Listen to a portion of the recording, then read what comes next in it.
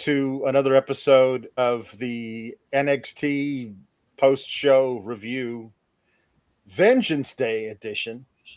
It's what, March 7th, which is odd because traditionally Vengeance Day has been a Valentine's Day PLE in NXT, and I just assumed it was somewhere around the 14th of February. But I look here at the calendar on my laptop, and it says it's the 7th of March, and that can't be right. Which is why I'm wearing these glasses. With me, as always, is not Kate. It's SP3 again.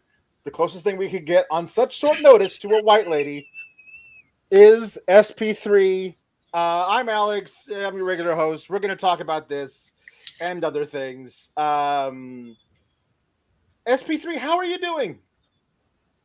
I am doing well. It's a great day. It is my twins' birthday, and I'm here to talk about a show that could have been an email. So you know where I got my priorities. Oh yeah. But yeah. Yeah. But anytime I'm asked to do a show with Alex Pulowski, I'm here. My kids are asleep. They had a great birthday. I had a great True Hill Heat episode earlier in the day, and I'm here to talk about this show, which was kind of hard to watch when Collision had some interesting stuff on, but I still watched and I took notes. Oh wow, that's great. You're one up on me on that second one. I watched the whole. I didn't watch any of Collision, but I didn't take any notes. I mean, so this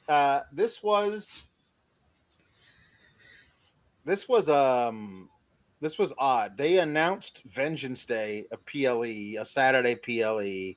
They announced it like 3 weeks ago. Yeah. It had to be maybe the February 10th episode of NXT. They announced it, and it kind of came out of nowhere. They kind of just had it. Did I you're lose back. it? Okay. You're back. I know. I know how to fill the air if I notice you're frozen. Appreciate it. I don't know why. What's going on here, but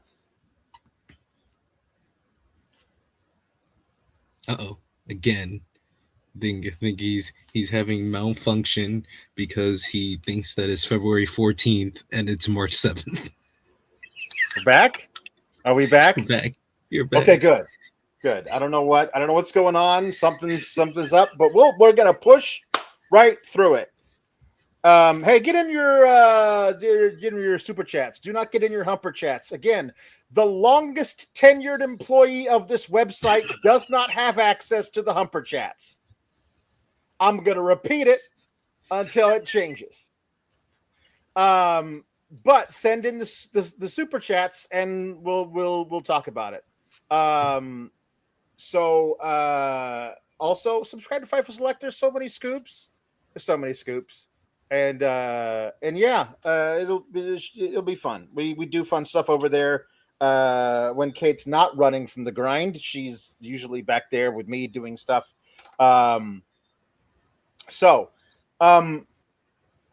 What when they announced this 2 weeks ago during a Ricky Saints promo, and they were like, "Oh yeah, it's at the PC." I was like, "Oh, you guys gave up. You straight up gave up." But then they announced also that they're doing a regular Tuesday show on the road in Houston on St. Patrick's Day, and then another one in New York on the 31st, and then they're doing Stand and Deliver in St. Louis 2 full weeks before Mania this year.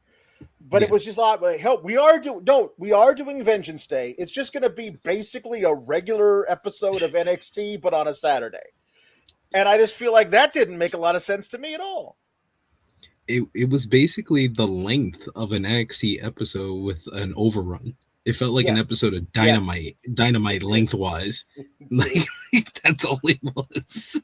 It really was, and it just felt like with everything they did, the entrances, because the entrance is so small at the PC, it just felt like matches were just flying by, even though Yeah. we did do, like, of course, it's a WWE PLE, doesn't matter if it's just NXT, they have to do like 10-minute Yeah. intervals of ads and video packages that we already seen before, and then they do like the actual promo video package for the Yeah. matchup, and then they do the matchup. But the Yeah. matchups really was at a good pace. Like 3 matches in, I was like, this might be my favorite WWE PLE of the year. Not saying much with the quality of Royal Rumble and Elimination Chamber, but Yeah. I was just enjoying that the pace was swift, it was Yeah. rapid, the matches were good. 3 matches in, and then they just decided, no, we're actually a TV show, so we're gonna do Right.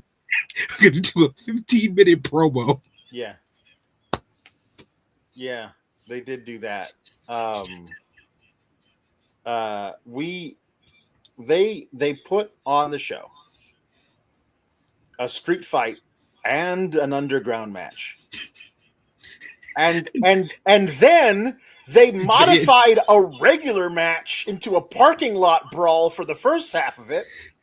And I was like, "What are we doing NXT Extreme Rules and nobody told me? Why are all these hardcore matches happening?" It seems like because there's a law of diminishing returns. Like usually you put a stipulation like that on one match out of the night to make it stand out. But if you do a bunch of them that way, it kind of feels like I guess a street fight when there's a bunch of weapons isn't the same thing as an underground match, but it still feels the same because it's entirely different from a regular match. I don't know. Yeah, the underground matchup, I thought it was like supposed to stay in the ring. Like I thought it was supposed to be like a false It never MMA does. It matchup, never but it does. never does. It never Those does. lumberjacks stuck at their job every single time. It's I understand Kalani Jordan is coming down from a higher length from where you're standing, Yeah, but y'all acting like she's 200 pounds is just I so know. unbelievable. Like, Yeah, oh my god, oh, we can't catch her. yeah, I Oh, know. Yeah, yeah. It is the way it goes. Uh, we started out with Blake Monroe and Jada Parker, and it's a street fight. So naturally, Blake Monroe wore chaps, which is the traditional uniform of a street fight. I but kind they of were wanted to. black. They They were were black and black. they were black and leather, but they exposed most of her butt. And I was like, that's a target in a match where kendo sticks are legal. That's a target. Like you like I've decided to cover my outer thighs in hard leather and expose my buttocks in a match where caning is a legal thing that can happen. And I was kind of disappointed on Jada Parker for not taking advantage of that. Well, Uh, because Jada had to wear a half pants, which yes, half exposed pants. half of her buttocks Yeah, or, yeah, as well, yeah. because It she was had to keep things even. yeah, and she was this is a woman whose offense is at least 40% butt based. Most like a good portion of her offensive repertoire is butt based. And then she tried to do the hypnotic into Blake Monroe, who's up against the steps, and throw her butt into the steps, and then was like, "Ow, my butt!" for the rest of the match.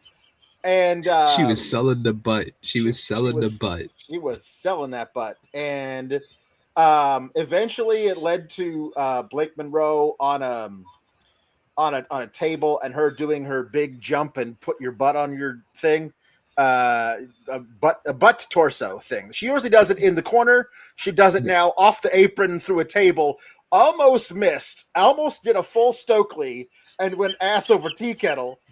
Um, but she didn't. But that hurt her butt even more. And she was able to hit the hypnotic, or as we call it, the running butt to face. She hit that, but Blake kicked out.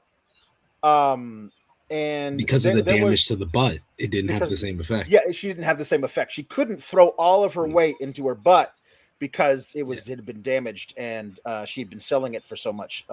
Because Blake Monroe was working the butt the entire match. And then there was a spot where Blake brought in a velvet bag, what normally tax would be in it. And then she dumped them all over the canvas, and they were supposedly diamonds. And I know, like, the character is somebody who would just have several hundred loose diamonds at her disposal. But on an NXT salary, that should be like 1 or 2 diamonds tops. So it's supposed to be diamonds, but they're like little pieces of plastic. Here's my thing with the diamonds. I think you can either utilize the diamonds as like throwing sand in somebody's eyes, well, she did that. Or they can be hard enough for you to DDT somebody on and knock them out. You can't do both. Because, like, notably, when Mr. Fuji threw sand in people's eyes, Yokozuna did not DDT them onto the same sand and have that have the same effect. Like, it's a small particle, because she throws diamonds into her face, and Jaida Parker reacts as though somebody kicked sand in her face. And they're diamonds. They're this big around. They didn't get lodged in your eye. You know what I mean? Like, so you reacting like, I just got misted by diamonds is not a thing you can do. And then she got pulled off the top rope, and then a DDT onto the diamonds, and then she got knocked out by that. So Blake Monroe wins, which is good, 2 days shy of being a year since the Hollywood ending. At least they booked her to win. Hey, that's all you can ask for. At least she got the win.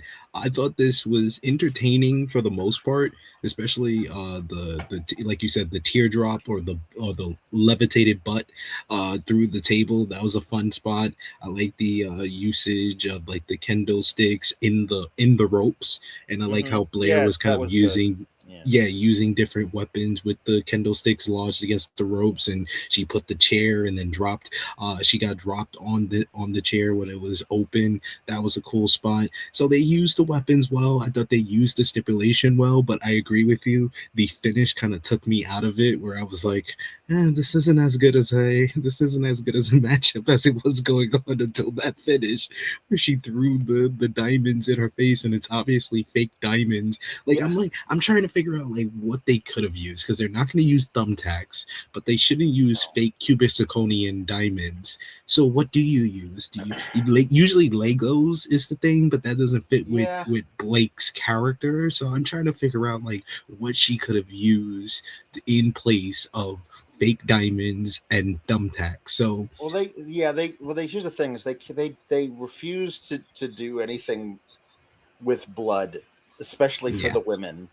So, I mean, that'd be kind of cool if it was like crystal champagne flutes that she put in the bag and then smashed with a hammer, and then she threw broken glass at her. But like, that's not a thing that like you can like. It's got to be something glamorous or fancy.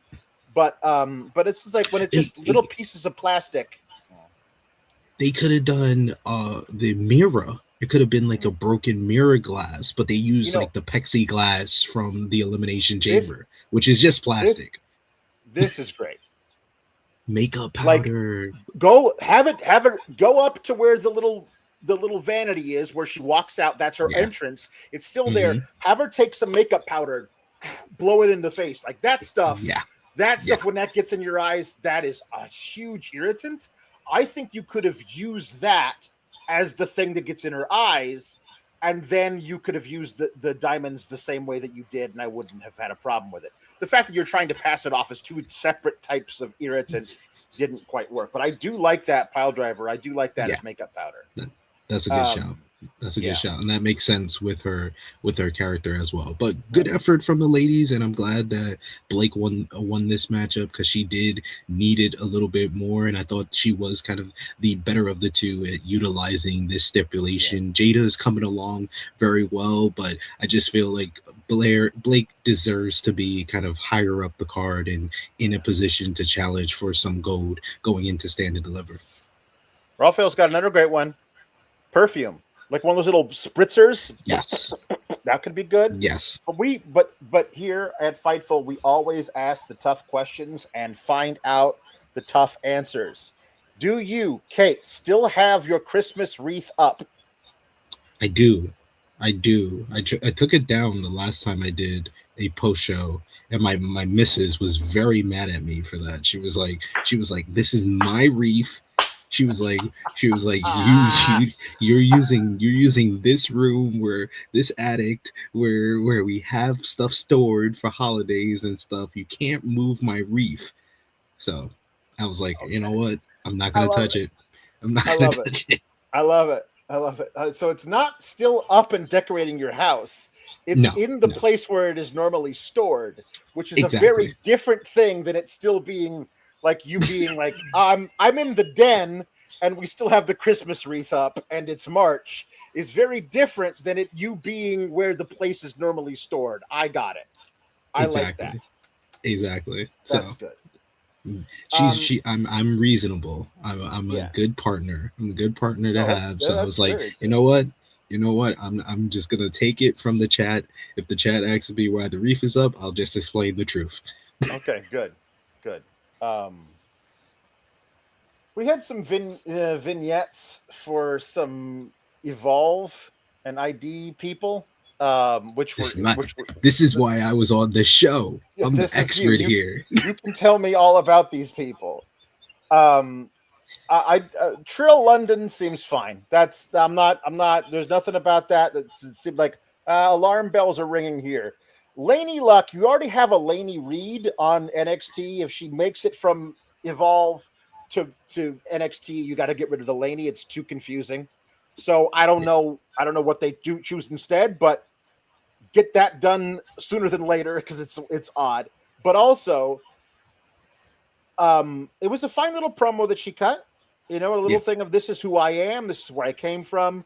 But but I was also diagnosed with Crohn's disease, and that's the thing that she's overcoming, which is a yeah, wonderful thing of her overcoming a condition that she has. However, I have to caution that in Bruce Pritchard's main roster, should she ever make it there, struggling with Crohn's disease turns into has to poop a lot. Like that's definitely going to be her gimmick on the main roster if she makes it that far. And to you in advance, Laney Luck, I have to say, I apologize. On behalf of everybody watching, we apologize because that will be your gimmick on the main roster. you know it. You know it's so true. You know Bruce will hear that and be like, "Oh, I know some things about that. I know how to use her. I know what to do."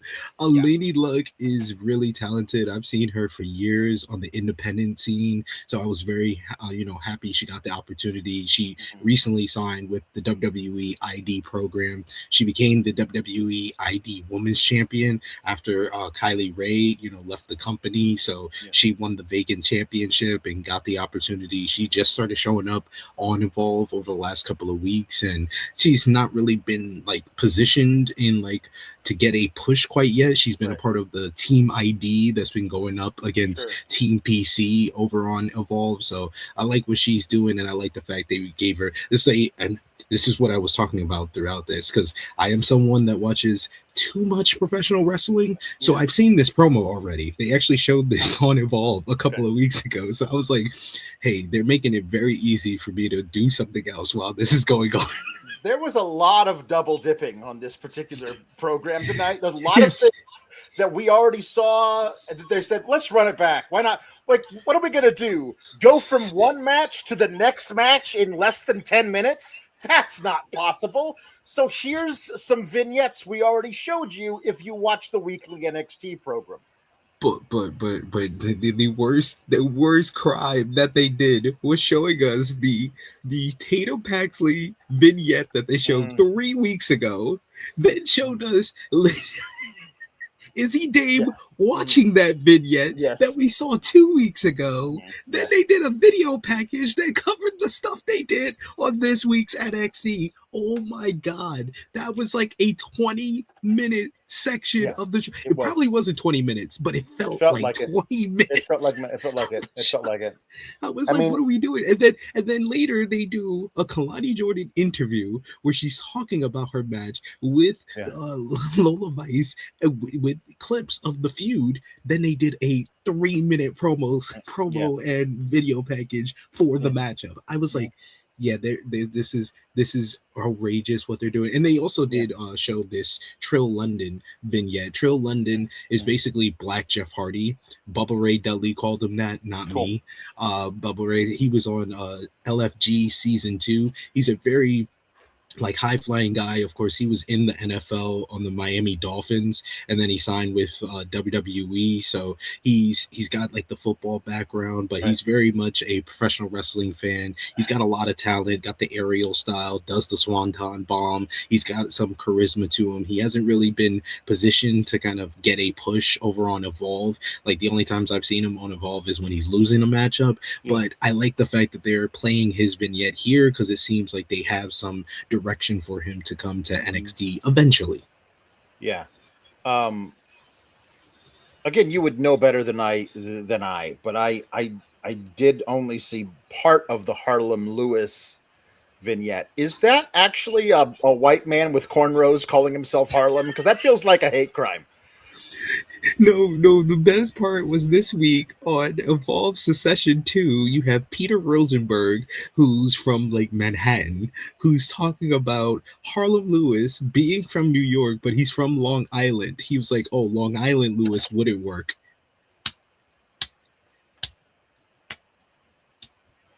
Massapequa Lewis is not a thing that I don't think that we're going to do. Montauk Lewis is not a...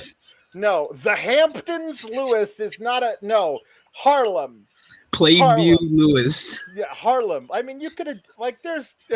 Hell's Kitchen Lewis is right there if you want to do something for a white guy.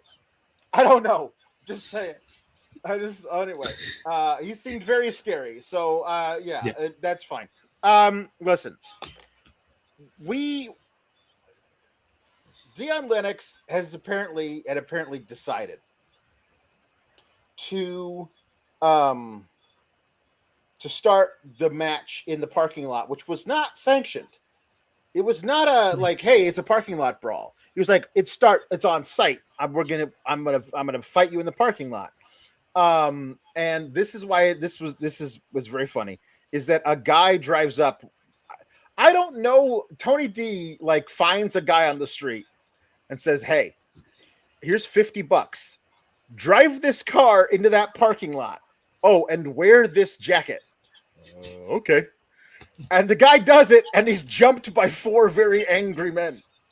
And I was like, that has to have been the plan, right? Because he had no idea what he was getting himself into. And then so all of Dork State jumps this guy, and then Tony D is there with a crowbar, and he fights off the other 3 guys, and then the brawl starts proper. And I was watching this, and some of the cuts and edits were too clean. So, like, to me, I'm watching this, and this, like, there was a point where I was like, oh, now it's live. Like, it just felt like there was a bunch of stuff that had been shot last night and then edited with perfect camera cuts to make it work. But there was a point where it was, oh, now it's live. So, it was well done. I was like, WWE is never that clean with their camera cuts and edits. They're never like, oh, well, it's never like you're watching a TV show. This one was because they shot it last night and then used a few hours to edit it together. I did like him taking Dion Lennox into the warehouse and then dropping the big garage door, which kept out Dork State for a while, but they just ran around the building and got in through a different way, which is what you would do. I thought that was good. But again, it's not a no DQ match even. It's just a regular match. So if like Dion could have said, I want to fight you in an anything goes falls count anywhere match. I'm pretty sure Tony would have said, yeah, sure. But he didn't. And if he had done that, his three boys would have been absolutely legal to like beat him with baseball bats. But as it is, 10 security guards come in to try and pull everybody off of everything. And it goes down to just Lennox and Tony D for a while, and then Dork State shows up again, but this time it's OTM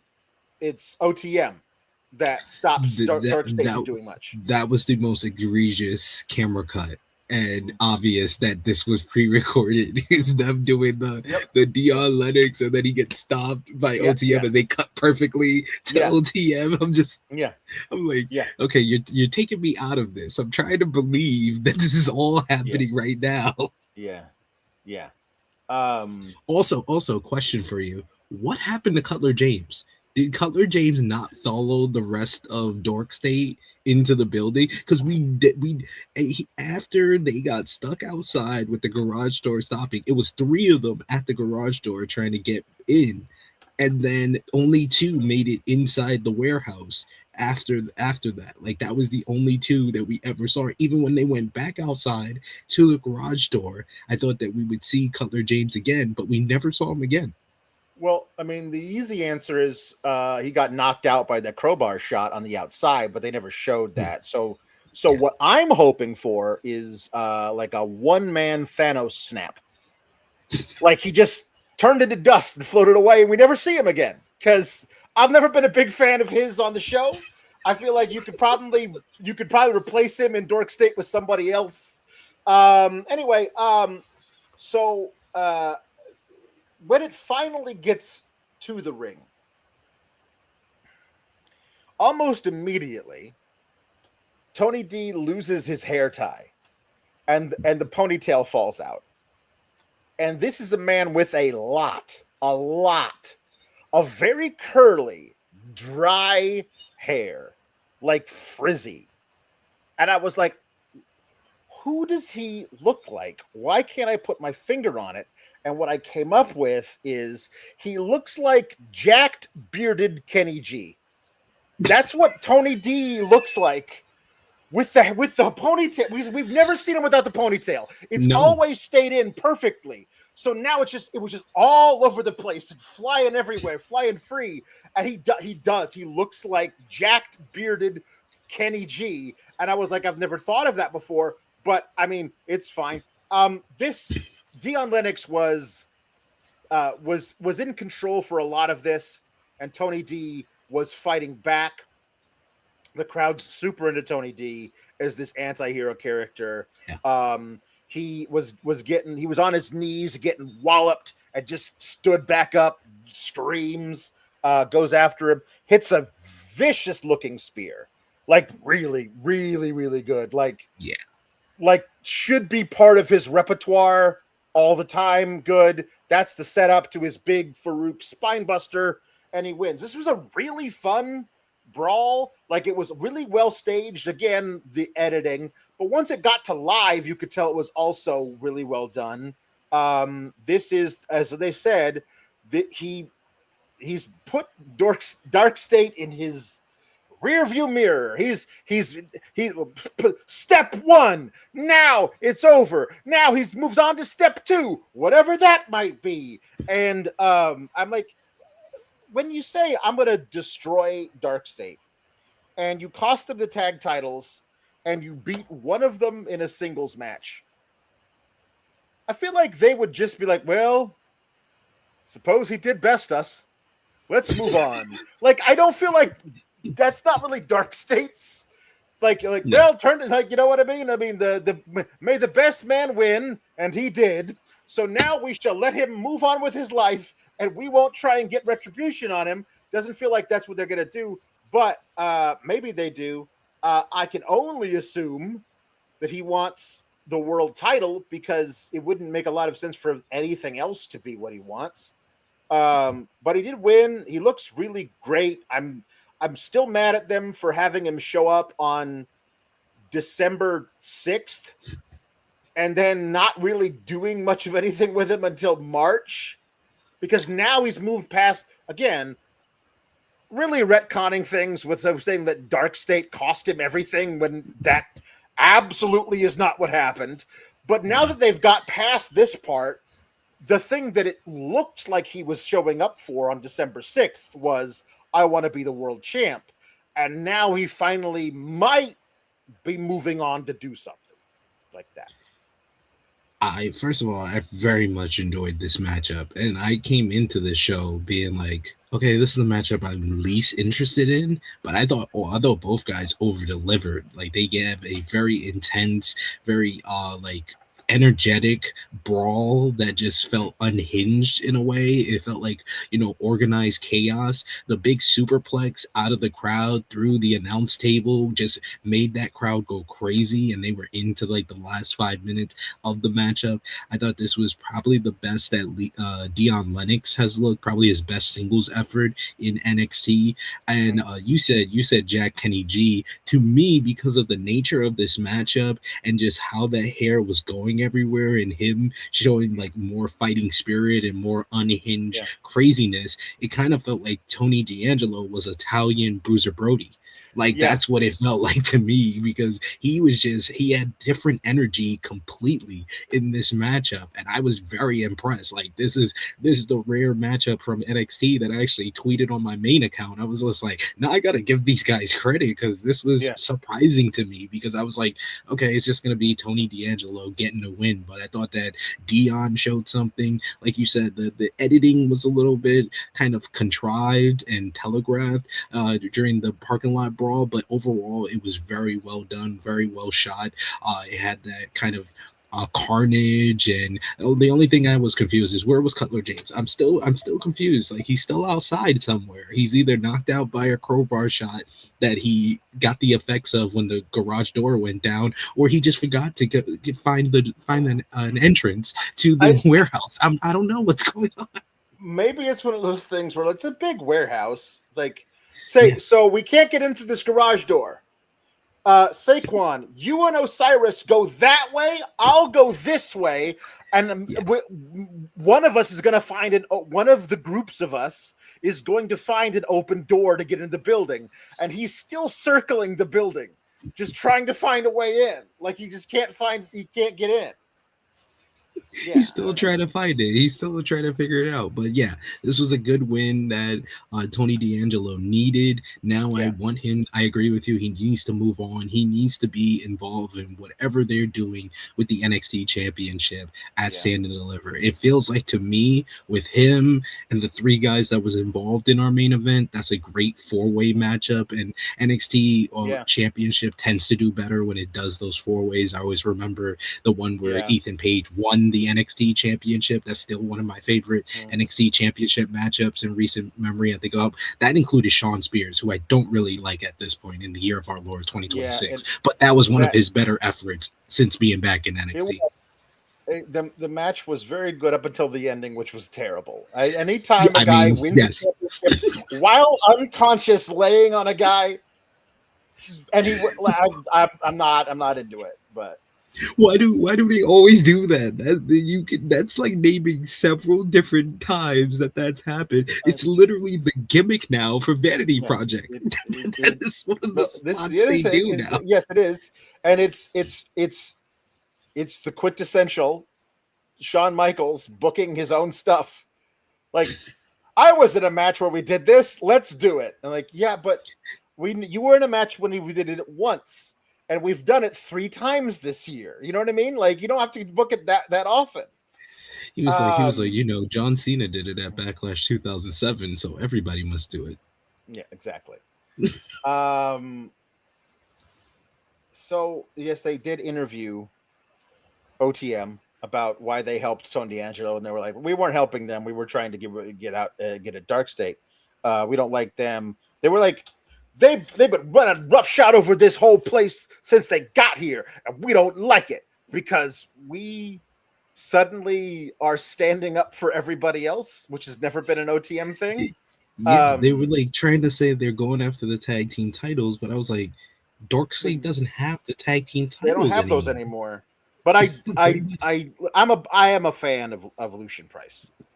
Yeah, I think he's the breakout guy of that team. agreed. And I liked his part of this quite a lot. Brock Nemo was fine in it too. So like this feels like this is where we're moving Dork State onto these guys, and then Tony can be on his own, like which is fine. Yes, and as you said, we did get approximately 18 and a half minutes of recap for our North American Championship match for the women. And I there were parts of this that I was like, don't overbook it. Don't. It's fine. We all want to see Tatum beat Izzi. Just do it without the maximum amount of shenanigans you can squeeze into it.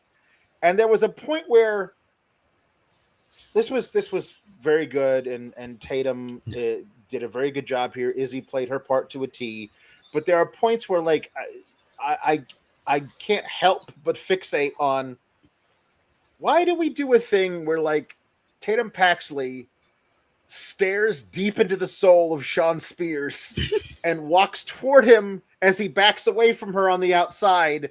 And while the ref is counting her out and he gets to 9 before she dives back into the ring.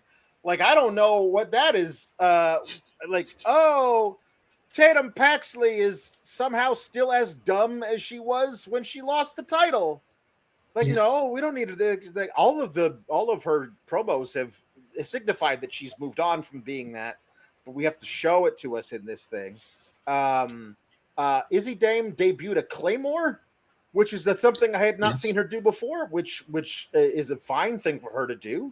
But Tatum took a code breaker and backflipped out of it. Which I was like, yeah, great.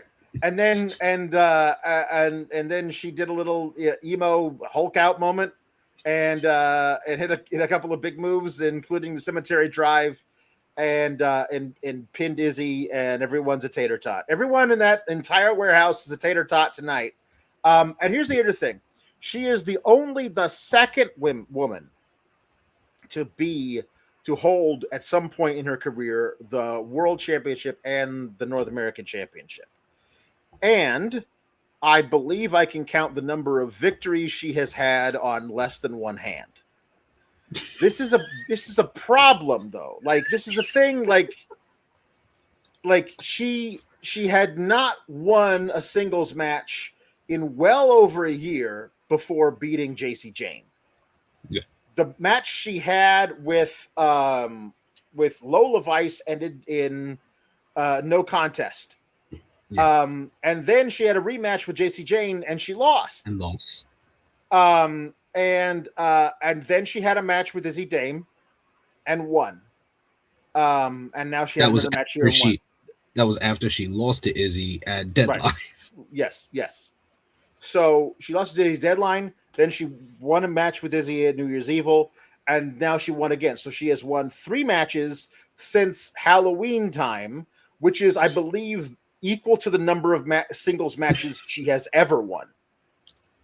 And she is, with Stephanie Vaquer, the second woman ever to be both. Like, this is the thing, is that I think she's great, but if you book her to be a habitual loser and then say, just kidding, she's good now, like, I just feel like that's a dereliction of duty as the booker.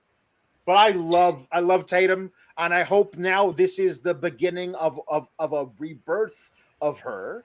But I don't want this to ever be a thing again.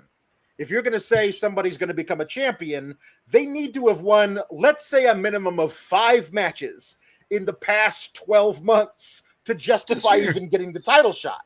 But that's not a thing that they normally do, and they need to start. This company seems immune to babyface wins a series of matches, or challenger for a title wins a series of matches to earn the title Right. opportunity. They have habitually across all three brands given people who are coming off of various losses the opportunity to get a title shot. Case in point, last night on Friday Night SmackDown, Cody Rhodes, coming off a loss in the Elimination Chamber, wins the WWE Championship. Finn Balor got an opportunity at Elimination Chamber off of winning a singles match in June of 2025, which is his second title matchup in a matter of this year alone, which we are only 3 months into, because he got a shot in Ireland off of winning a match. Oh yeah, still in June of 2025. And then you have Tatum Paxley, who has gotten shots at the Women's Championship and the Women's North American Championship off of winning 3 total matches in 6 months. All of that to say, this is arguably one of the best matches on the show. It's either this or the Right. Dion, Lennox, and Tony D'Angelo matchup for me. I think they were all the same quality, but the fans were much more into this matchup.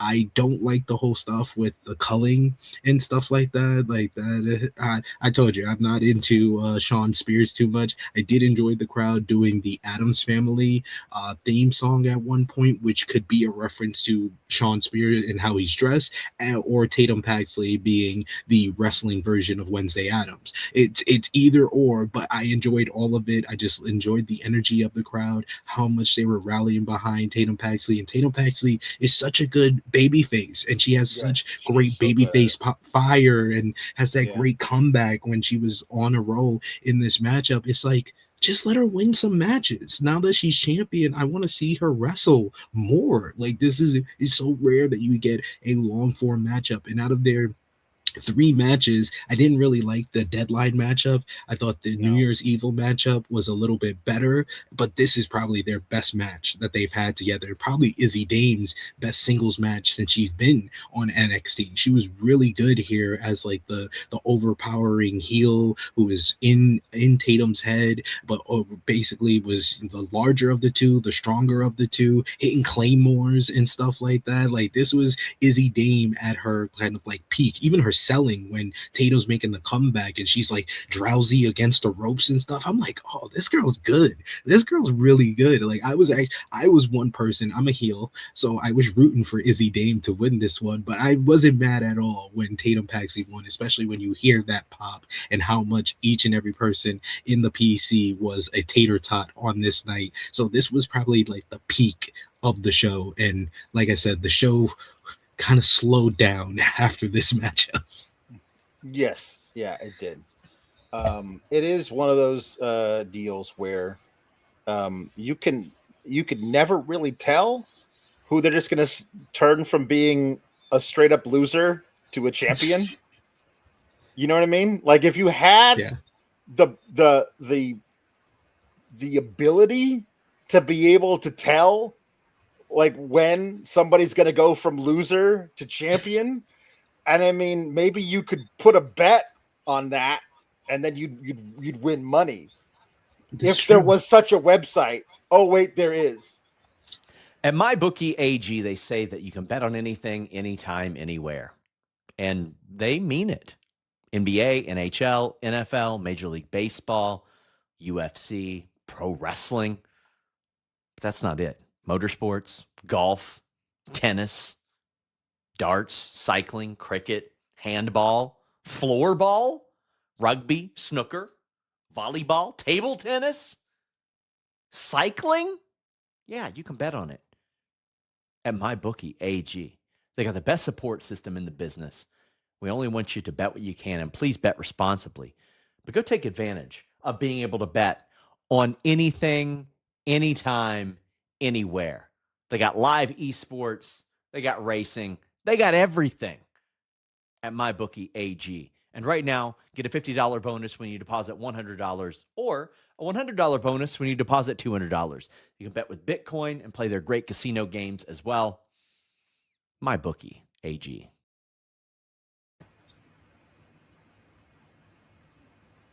Smart man. Yeah.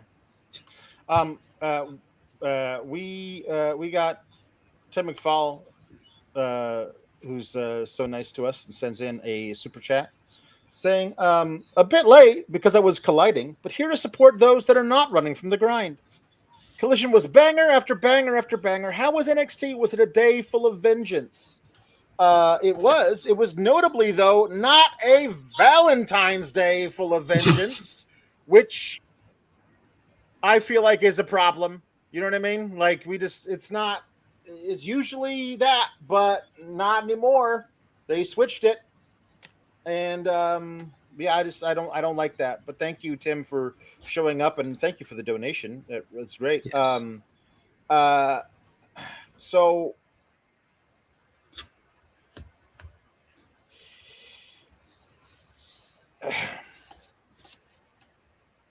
Robert Stone says on Tuesday, hey, I am going to tell everybody at Vengeance Day what I have planned for the women's world title. And he comes out and says, please welcome Fatal Influence. And here comes JC Jane. And here comes JC Jane and her cohorts. And she cuts a promo about, I beat your favorite Sol Ruka in 6 seconds.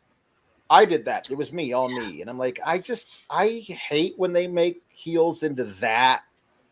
Like, that's just a lie. Like, I've never been a big fan of, like, you can be like overconfident, but straight up saying that I beat Solo in 6 seconds, not counting the other thing. And how I would have beaten Zari if it wasn't for Sol. I don't know what she was so upset about, other than the fact that you beat her in 6 seconds, you mean.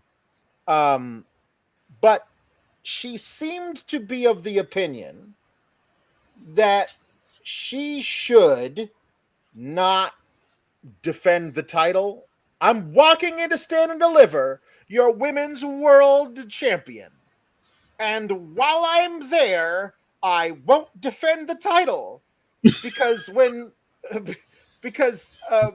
Robert Stone's like, hey, JC, I want to let you know, blah, blah, blah. And here comes Zarya, who, says, I would have won if it wasn't for Sol. And then Sol comes out and says, I hate Zarya, and I'm also going to beat you, JC Jane. Like, this has nothing to do with me, says JC Jane. You're the champion. They both want the title. And then Robert Stone is like, you're going to have to defend the title. And she's like, no, I don't want to do that. Like, so either are you the greatest NXT Women's Champion of all time, not a traditional transitional champ, not the easiest to beat, blah, blah, blah. Like, are you confident in yourself, or are you super scared of having to ever wrestle? Like, you have to pick a lane for her to be, and they're not doing that currently. But he does say that at the Houston show in 2 weeks is going to be the triple threat. Zarya and Sol versus JC Jane. And I was like, okay, so what ridiculous thing do they have planned for that? Because she's definitely defending. Hold on. The thing they might have planned for it is that either Sol or Zarya wins it. And then we just get that match for the title at Stand and Deliver, which I would be fine with. But if that's the case, then is JC getting a pre-WrestleMania call-up? It does feel like she should have a Stand and Deliver match. Maybe Fallon and Laney Reid turn on her, and we get the Fatal Influence triple threat they never gave the Shield. You know what I mean? Like, I don't know. Like, I honestly, I don't know what we do with this, but it just seemed like as soon as Robert Stone says at Vengeance Day, I will let everybody know my plans for the women's title, I was like, triple threat. And it took them 10 minutes to get to it. And I was like, we all knew this was the plan. I'm not the date that we were going to do it. I thought you were going to say Stand and Deliver, but we all knew what the match was going to be. And just the idea of like, wow, what a shocker. Like, no, we knew. We knew. Everybody knew this. Remember, Alex, the last time I was on Sour Grabs. We literally said that's the direction that they're going when Yeah. they did the fake Zarya forgave Soul. We were like, the smart thing would be for Zarya to help Soul get the win, get the title, and then she beat Zarya for the championship because she knows Zarya so well. Of course, NXT never does the smart thing. They do the more convoluted thing, or the thing that they've already done before with Izzy Dame and Tatum Paxley, and they had Zarya cause Soul that matchup and turn heel that way. Fine and dandy. I know some people liked it. I hated it. To each his own. Then they did this whole thing with the no contest on NXT, and then you have Robert Stone here, which I thought that him saying that he had an announcement. I thought it would pretty much be simple to do like a backstage Yeah. segment where he has an interview again and he just announces that's the triple threat. I didn't need GC Jane to cut one of her promos, which she's really good at. Don't get me wrong, she's Yeah. good at cutting this promo, Mhm. but this is kind of a PLE. I think it was supposed to be a PLE. I don't need the same promo that she's been cutting for the last, what, I don't know, 6, 7 months, the last year, about how she's the greatest NXT women's champion. She's beaten all our favorites. She's planning on not defending the title until Stand and Deliver, which when she said that, I was like, you're definitely going to defend the title in Houston or in New York. So I know that much after this promo. And then we have Zarya come out and she gets 3 minutes to cut a promo. I did like the Souls X shirt though. I wanted to note that. Yes, the Souls X was very well done. Yeah, with the little Souls X glittery shirt. letters. Yeah, Yeah, that was good. very well done. And yeah, I Mhm. agree with the chat. Like Sol Ruka did not come off like the ultimate She did baby not. face that she's always been. It was kind of weird, her promo and her delivery of it as well, which maybe coincides with the report that we heard of them trying to change up Sol Ruka, which I don't. Why do they always try to change things that aren't No, broken? I Don't don't know, try to man. fix something I that's don't not know. broken. You're Like literally breaking it to fix it. if like you can, I think that there has been some gray area with whether or not Soul has been selfish Yeah. and whether or not Zarya has been overlooked. But you can easily make a choice that by Zarya's actions, you can easily even have Soul being like, "I'm so sorry that you felt like this, but like after what you did to me, there's no way I can let you become the champion, whatever." Yeah. And you can still make Soul into the firm baby face here and sorry into the heel, and Soul versus Zari at Stand and Deliver. Soul moves up because they've utilized her a whole bunch on the main roster. They really like Soul. Zarya stays behind and becomes this heel monster champion for all the ladies to chase, Yeah. at least through the SummerSlam time. That's an easy thing to do. We don't need to, try and be like, well, maybe Soul should have be a little extra whiny about stuff. I don't know. We don't need to do that. You can just do it. It's fine. No, no, I agree with you. Like Zarya should have been the dominant heel of Yeah. NXT, the monster heel. But yeah, if you want to have her win the NXT Women's Championship, you can build her up, and you have some good baby faces on the roster right now, like Lola Vice, who seems like she's on the cusp of winning championship gold. You got Tatum Paxley, who's the North American champion. I think it all ends with Kendall Gray, my pick, my pick to win the NXT Women's Championship sometime this year. I think that would be the perfect person to finally dethrone Yeah. Zarya and overcome her down the line, whether it's Yeah. Heat Wave or later on in one of the late of the year PLEs. But yeah, they got to figure this out, because this whole thing with making Soul kind of heel and Zarya has already turned heel, and then you also got JC Jane. It's like, who am I supposed to root for here?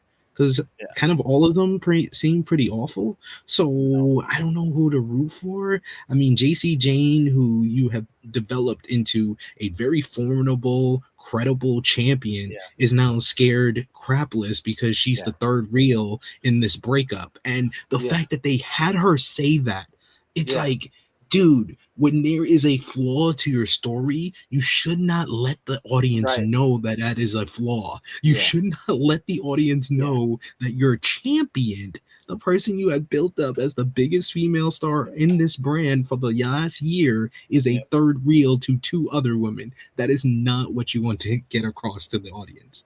No.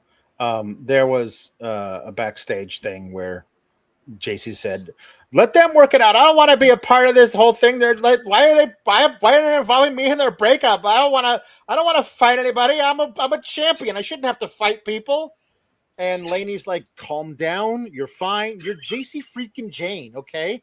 I'm gonna face Sol Ruka on Tuesday, and I'll injure her on purpose so you won't have to face her in 2 weeks." And JC Jane is like, "You just make sure you do injure her on purpose." And so I guess that'll be how we see that happen on.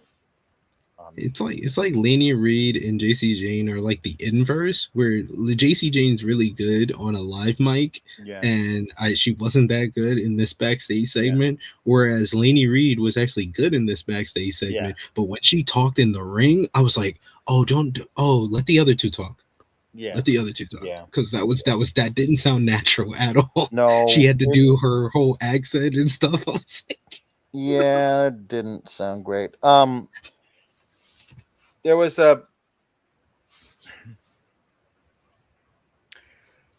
it's one of those Joe. I mean, I don't think I actually ever watched the movie, the sliding doors thing, where like Gwyneth Paltrow like either gets onto the train in time and takes that train and walks in on her husband having an affair, and then her whole life changes. And they show that side of it, and then they show another side where the doors close in front of her. She doesn't make it home in time. The paramour has left by the time she gets there. She never finds out, and her life is different. There's that sliding doors moment. And wow, I wonder if David Finlay is going to feel like that in a couple of weeks, because I feel like he made the right choice. Because whoa, that's not a great pitch to be like, we want you to lead a stable featuring Lexus King as the leader if you don't show up. So if you do show up, he'll be your second in command. Also, your brother, and a guy who doesn't have a famous father, but is marrying into that kind of family. And it's up in the air as to whether or not William Regal's kid will join. So, what do you say? And he's like, I got Gabe Kidd and Clark Connors over here. So, and they added an extra 0 that you're not willing to give me. So, I think I'm gonna go over here. I got a kid to think about. I got a family. I'm sorry, Dad.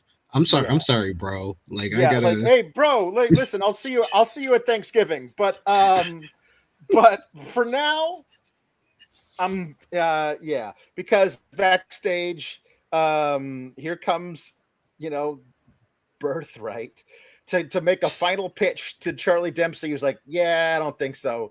It's like, "Well, you're gonna find out the hard way." Blah blah blah. And Tavion Heights is like, "Come on, Charlie, let's you and me tag together. One last time, for old time's sake, let's get NQCC back together for one night only. It'll be the perfect opportunity for you to decide that you are joining that faction, and then you can beat me up in the ring during our tag match. Let's shake on it." And I'm like, okay, this Tavion Heights, you gotta not be this dumb of a babyface. Charlie Dempsey is almost certainly joining up with Lexus King, and they're all 5 of them are gonna stomp out Tavion Heights. So I've been calling the Vanity Project Honey, I Shrunk the Legacy. And then they basically had they're basically doing a Legacy 2.0 stable with the Birthright, but it's like if Legacy was led by Ted DiBiase and it included David Flair, Horace Hogan, and Richie Steamboat. Yeah. That is the Earth 2 Legacy. That is Birthright right now. And then you probably have Richie Steamboat's like fiance that's marrying into his family with them. Like that's Channing Stacks Lorenzo. This segment wasn't that good. And Tavion Heights, it was someone that I thought had a lot of potential, especially after his run in Noah, where he looked great and got that big response in Kurgan Hall and looked like he was coming back and getting a push. And then they've kind of just let that fall by the wayside. But he just looked like the dumbest person in the room that doesn't see the bus that's about to hit him on Tuesday when Charlie Dempsey turns on him and joins the Birthright, because David Finlay wouldn't sign for a hot dog, a handshake, and a future in the WWE. So Charlie Dempsey has to join the Birthright. Yep. Tim McFall saying, after Collision, Finlay 100% made the right choice. I agree. I agree.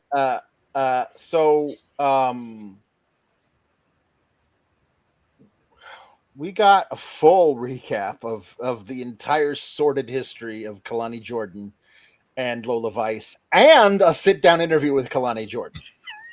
We got chapters. They literally had chapters. They actually to this gave story. us chapter cards for this thing. Yeah. And it goes all the way back to the invasion that was then a showdown on October 7th. So this thing has been going on for literally 5 months.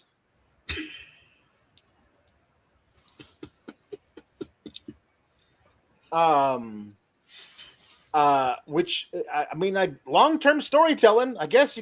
I mean, if this was the plan 5 months ago, Kelani is the knockouts champion of TNA for 6 weeks, and once she's moved past that, she is angry at Lola Vice for kicking her out of the locker room for one time because Santino chose her to lead the team for the Survivor Series thing, which she had no choice in the matter. So like all of this is anyway.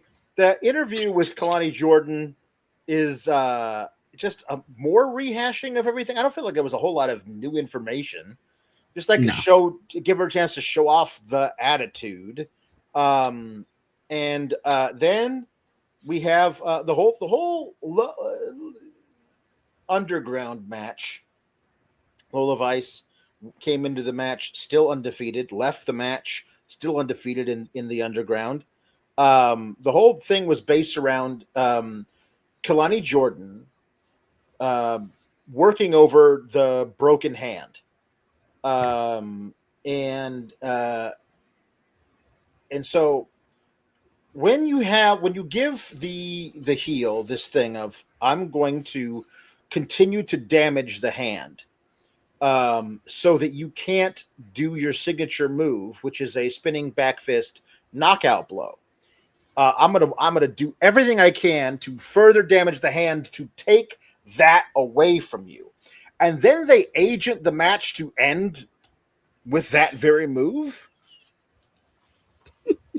I feel like somebody got their wires crossed. You know what I mean? Like, the whole point is that if Lola does win, she should have to find another way to do it. Maybe she does a spinning back fist with her left hand. Or, like, maybe she wins with a different thing. She's got a couple of really strong kicks. Like, let her win with a roundhouse kick or something. Win with a submission, because that pays back Kelani for tapping out. Like, just to have her win with the back fist again, after, again, a whole bunch of ringside shenanigans that don't make a lot of sense. Kelani Jordan talking crap to Lola's dad in the audience, and a bunch of guys getting kicked in the face by Lola for no reason at ringside. Kelani gets back in the ring. tries to kick Lola. Lola does flings her leg up. She has a full backflip, lands on her face, and then lands on her feet, and then takes the spinning back fist to the collarbone. Like, that's the problem with this particular thing, is it was supposed to be the knockout blow, but it fully missed her face. And you shouldn't be doing it because the heel targeted that thing and took it away from you. So you, in order to win, have to resort to something else. And they just had her win the match with that move anyway. Like, after that, the hammer fists looked much better because she was using the non-broken hand to do the hammer fists. I just feel like there's a fundamental flaw in a match like this where you just have her use the move anyway and win with it. That's just not how this works. Yeah, the NXT Underground, I think it's a match that doesn't always connect with me because it's supposed to be kind of false MMA, but it never winds up being that. It just winds up being a no DQ match with no ropes, which is fine, but you kind of make it into this false MMA and then you break that down basically slowly but surely throughout the matchup. We should note Corey Brennan of Fightful messaged me to let you know that Rain Leverkusen was at ringside, making her first appearance on WWE television as one of the people around the ring, as well as one of the comments also notes that Valentina Rossi was also one of the people around ringside as well. So we had some new faces from NXT around the ringside for the NXT Underground. I saw some of my Evolved people. It's Gall got kicked in the face by Lola Vice. I want to say the MVP of this matchup was Lola's dad, because he definitely went into business for himself, because he definitely was not supposed to take off his jacket and do nothing. He looked like he was about to jump the rail. He definitely did. He went full Papa Buck. How Papa Buck went into business for himself during the FTR angle. That was Lola's dad. Lola's dad taking off his jacket and getting hyped. So yeah, I agree with you. Like, you can't make the whole matchup about focusing on the hand. You know, she's ramming the hand into the ring pose. She's stepping on the hand, working it over for a majority of this matchup, and then she just hits the back fist and then does hammer fist, and that's it. It looked good. It looked like she cold cocked her. It's not until you replay it back that you see that she just hit her collarbone. Really, she didn't really knock her out all that well. Yeah, it was like a chop. But hey, I think that Lola does this match very well. I don't think that it was the right opponent with Kelani in this case for this type of matchup, especially with the story they were trying to tell. She's got a great roundhouse kick. We saw that with the people on the outside. Why not hit a roundhouse kick? I think the most sensible thing would have been the submission, because the whole thing that Kelani has been saying is, I'm the first woman to submit Lola Vice, so let Lola get her win back and do it via submission. That would have made the most sense, but sometimes I understand NXT doesn't try to make sense. No, they don't. They don't really try to make sense. Ricky walked up to Ethan Page in the back and was like, "Hey, Ethan, what was up? Where were you? Why didn't you help me? Why didn't you come out and save me from Miles Bourne and Joe Hendry on Tuesday?" Like, well, I just lost my title and I was in my feelings about it, if you must know. And like, but that's fine. Don't think about it. You got to come out there and help me tonight, because we know Joe Hendry's going to pull out every trick in the book, including Miles Bourne, who, for the record, isn't even there tonight. But anyway, he's definitely going to use Miles Bourne. I need you to come out here and counteract Miles Bourne, who, again, cannot stress this enough, not involved in the match whatsoever. Ethan Page, I need you to come out there, because I'm going to become 2-time NXT champion. You remember how great it is to be NXT champion, don't you? And Ethan's like, I do remember how great it is to be NXT champion. And Ricky's like, that's right, because I'm going to be NXT champion number 2 time, and you're going to be 2-time greatest NXT North American champion. And Ethan Page is like, NXT World Champion, you say? He said That 2-time. 2-time. Two-time. I've never seen a more telegraphed backstage segment in a long time. I do like the idea of Ethan being like, that was a lot of fun being world champion. I think I would like to do that again. I mean, you don't have to telegraph it that much, but like he was definitely getting ideas. And you know, if you are getting ideas, fellas, you already know what time it is. It's time to level up. And Blue Chew just dropped something crazy. I'm talking next level championship belt, gold-plated energy.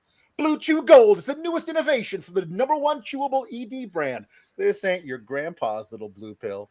This is the 4-in-1 beast that's setting the gold standard for performance. We're talking 2 ingredients for blood flow to keep that rocket pumping, mixed with apomorphine and oxytocin to turn up the arousal and connection in your brain and body. Blue Chew Gold dissolves under your tongue and works in little as 15 minutes. That means you can get it on quicker and stay in the game longer. Elevation without hesitation. This is peak passion and peak performance in the same tablet. Blue Chew is turning bedroom performance into an Olympic sport. Go for the gold. Maybe Ethan Page is going for the gold like the NXT World Champion, but you're going for the gold in bedroom performance. And you're going to win the gold. Make life easier by getting harder and discover your options at BlueChew.com. And we've got a special deal for our listeners. Get 10% off your first month of Blue Chew Gold with code FIGHTFUL. That's promo code FIGHTFUL. Visit BlueChew.com for more details and important safety information. And we thank Blue Chew for sponsoring this podcast.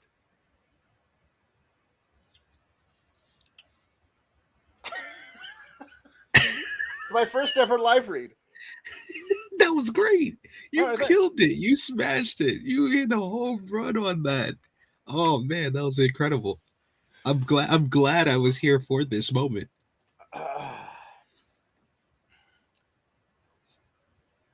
I wish I had not been here for the moment of all the moments of the world title match at the end of the show. I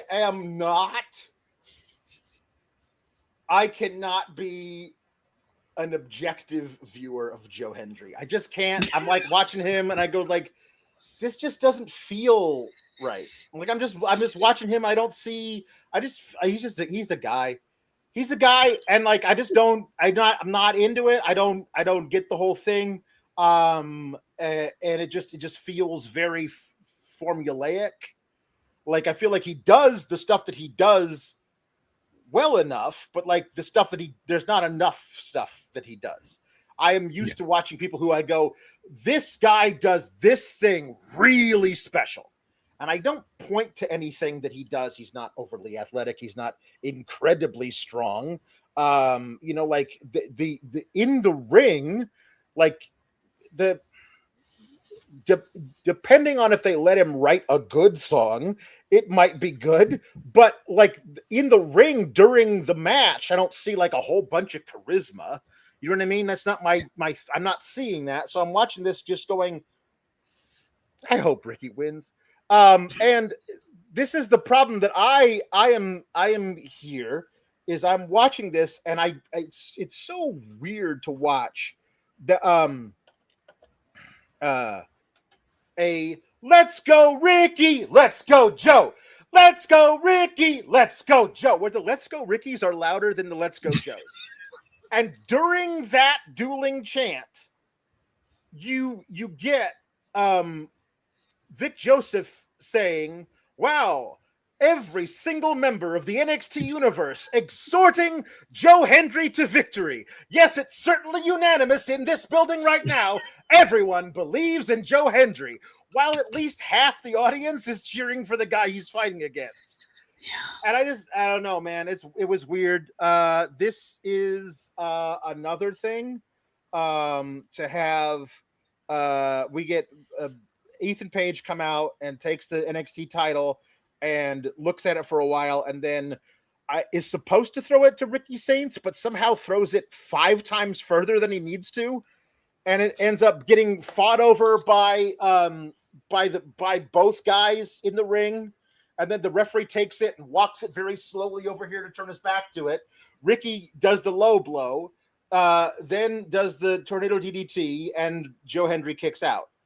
And then there's an almost ref bump up in the corner, and Joe Hendry does the mule kick behind between the legs of Ricky Saints to hit the low blow and wins. And this is like both top champions at NXT are baby faces who cheat.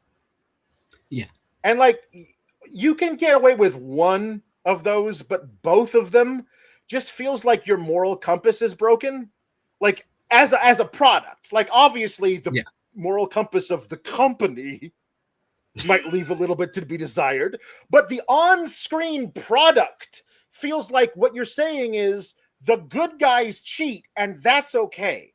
Now, I understand turnabout's fair play, but it's used so often in all throughout WWE and has been for 30 years that I feel like it just becomes a thing that anytime there's a guy like Joe Hendry should be able to beat Ricky Saints without doing that, which is what separates him from Ricky Saints.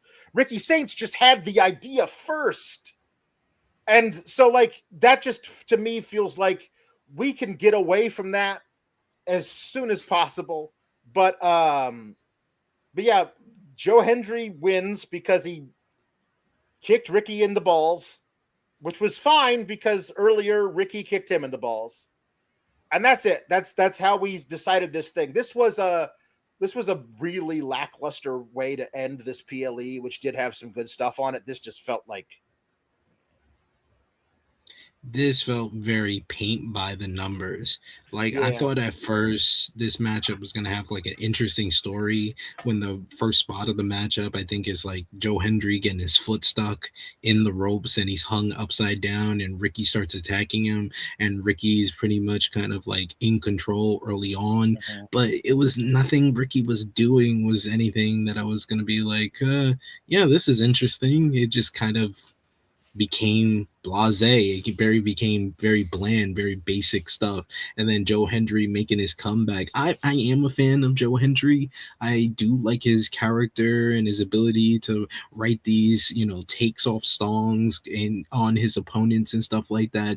But that's not the Joe Hendry that we've gotten in NXT. Right. We've gotten like a watered down version of Joe Hendry who's trying to be Joe Hendry from 2023, 2024 without the unique song that made Joe Hendry. Yeah. Like the last time we got a song that was like interesting and fun from Joe Hendry was against Ethan Page, and that rivalry was back in 2024. So it's been 2 years. He's now a full-time WWE NXT star. He's now the NXT champion, and you're basically stripped down his character and haven't gave him the tools to be the Joe Hendry that was peaking 2 years ago. Now he's a Joe Hendry that seems like he's on the decline, and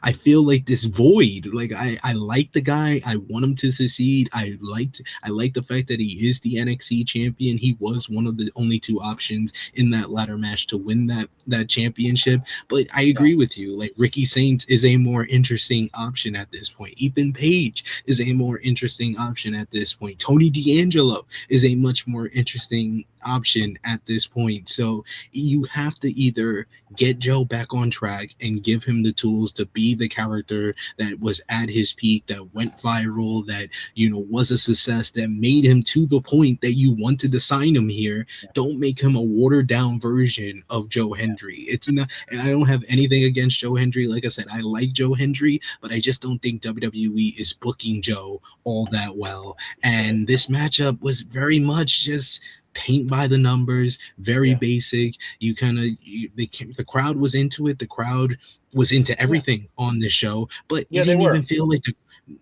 feel like the crowd though was into this as much as they were into Tatum, Paxley, and Izzi Dame, or Lola Vice and Kelani Jordan, or the opening matchup, or Tony D'Angelo and Dion Lennox. Like, it felt like the crowd for once, and I never see this really on an NXT show from the PC, they were kind of like, we're gonna give some chance. Yeah, let's go Joe, let's go Ricky. So it seems like we're into this matchup, but they weren't as loud and as vocal as they were for the previous 4 matches. So that also affected the feel of this matchup. And then Ethan Page's involvement, it was just like, so Ethan Page is either purposely doing this or he's stupid.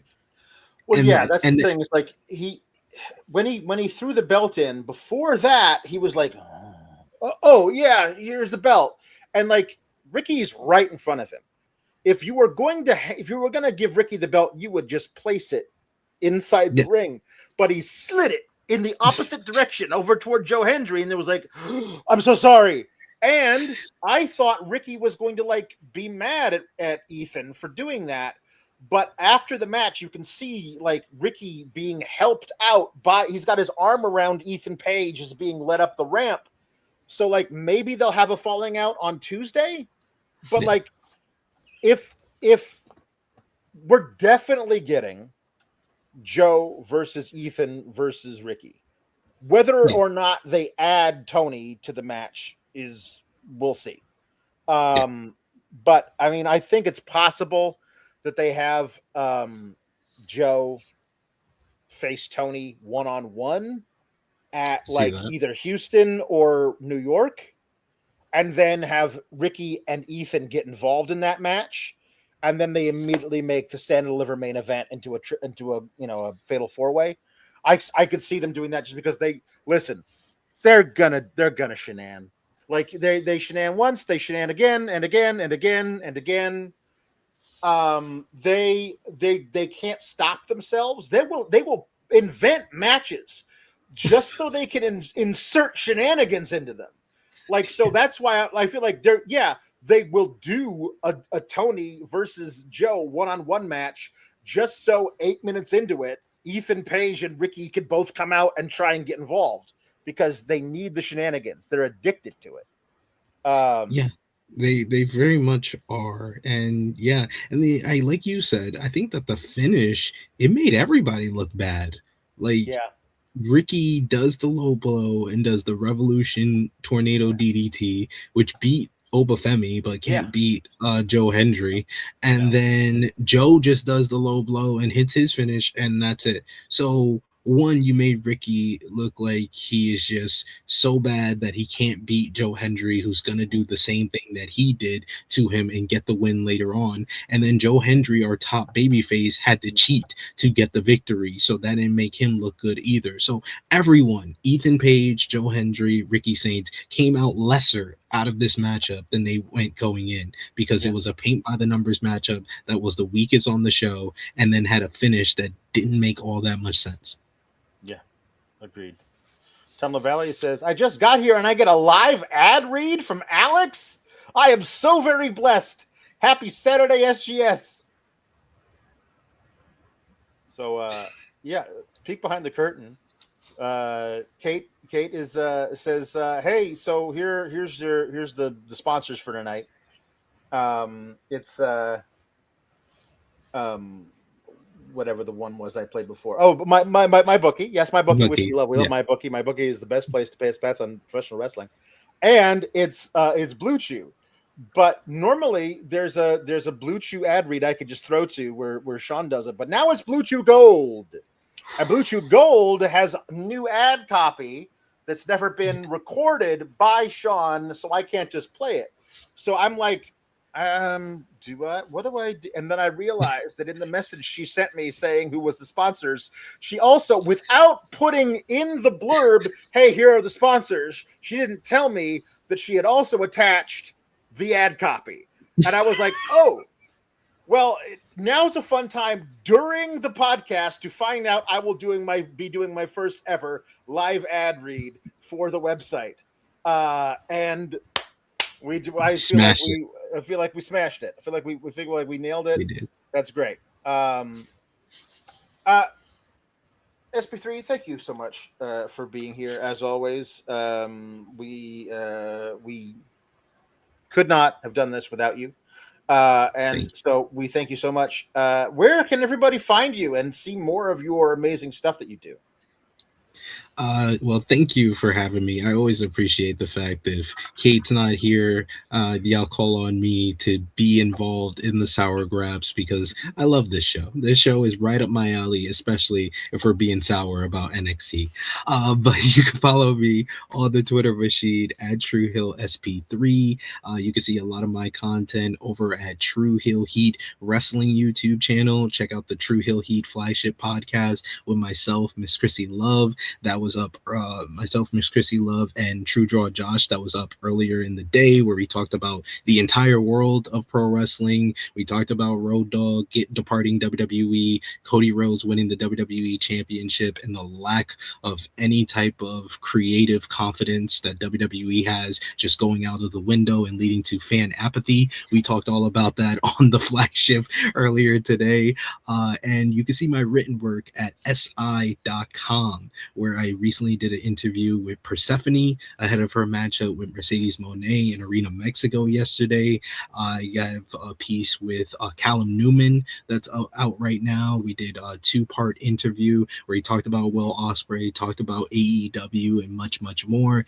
And I have another interview teaser. This is a teaser. I'm not going to tell you who it's with, but it's with someone that we talked about on this show. So that's going to be probably dropping next week as well. Yes, I need, the next order of business is to get a border for the show that has SP3. So we don't get literally everybody trickling in halfway through the show thinking they're the first guy to make a Kate looks different tonight, huh? Joke. You are officially the other co-host of Sour Graps. So we just need to get you one that we can use whenever you're on the show, which is like, Kate is such a habitual grind runner, I swear, which is like once a month at this point, I feel like. So we definitely need to get you your own border that says SP3 on it. But I don't want my at the bottom. I want to be the next best thing to a white woman right under it as well. We'll get that done for you. So yes, thank you everybody for being here. Appreciate it. We will see you on Tuesday for the regular NXT show. Kate will be back for that. Kate and I will be hosting on this channel the post-Revolution show, AEW Revolution, next Sunday. So you can find Kate and me here for that because Sean is running from the grind that night, apparently. Everybody's running from the grind except for me, except for that one time when I had to go to Disneyland. Anyway, thank you, everybody, for being here. Really appreciate your support. Have a great one. We'll see you. Bye.